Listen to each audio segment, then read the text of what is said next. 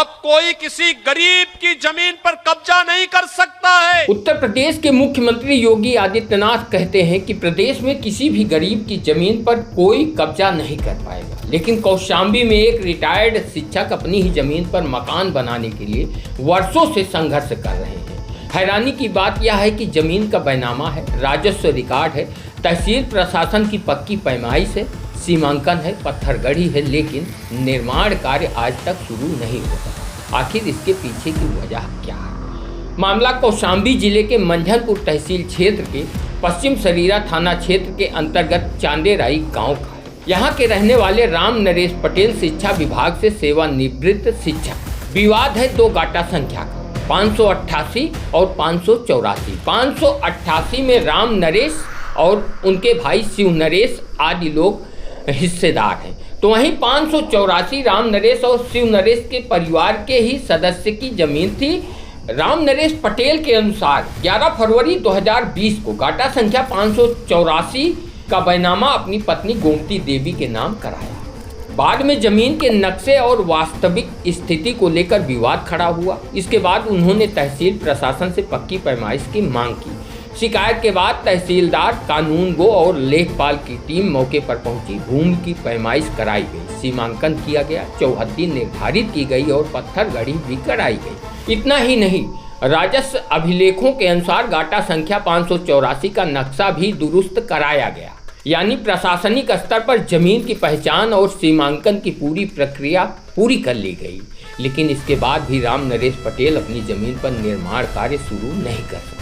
राम नरेश पटेल का आरोप है कि जब उन्होंने निर्माण कार्य शुरू करने की कोशिश की तो उनके भाई शिव नरेश के परिवार की ओर से विरोध किया गया। उनका कहना है कि शिव नरेश के पुत्र सुनील सिंह और अन्य लोगों ने निर्माण कार्य नहीं होने दिया। पीड़ित पक्ष का यह भी आरोप है कि विवाद के दौरान उनकी पत्नी गोमती देवी के साथ मारपीट की गई, जिसमें उन्हें चोटें आई।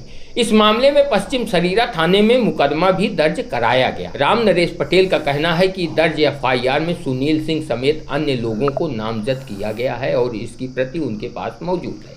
इसके बावजूद अब तक कोई प्रभावी कार्रवाई नहीं हुई।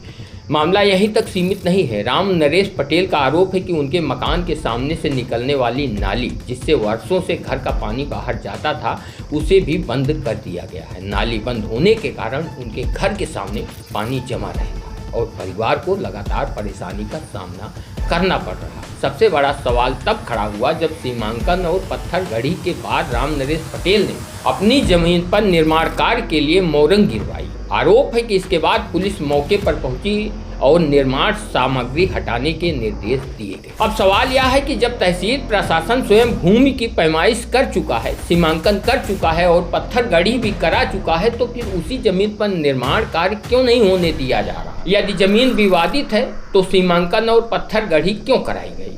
और यदि सीमांकन के बाद जमीन स्पष्ट रूप से चिन्हित हो चुकी है तो फिर पुलिस निर्माण कार्य में बाधा क्यों डाली? पूरे मामले में एक और तथ्य चर्चा का विषय बना हुआ है।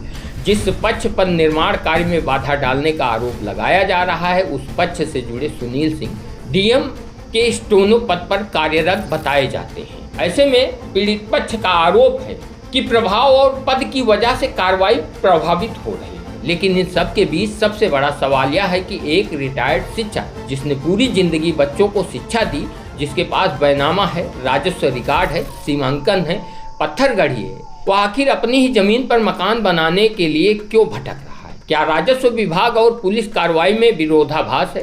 क्या एक विभाग जमीन को चिन्हित कर रहा है और दूसरा विभाग निर्माण रोक रहा है? और क्या कौशाम्बी का यह मामला मुख्यमंत्री योगी आदित्यनाथ के उस दावे पर सवाल नहीं खड़ा करता जिसमें कहा जाता है कि प्रदेश में किसी गरीब की जमीन पर कोई भी कब्जा नहीं कर पाए? इन सवालों के जवाब का इंतजार राम नरेश पटेल के साथ साथ पूरा क्षेत्र कर रहा है।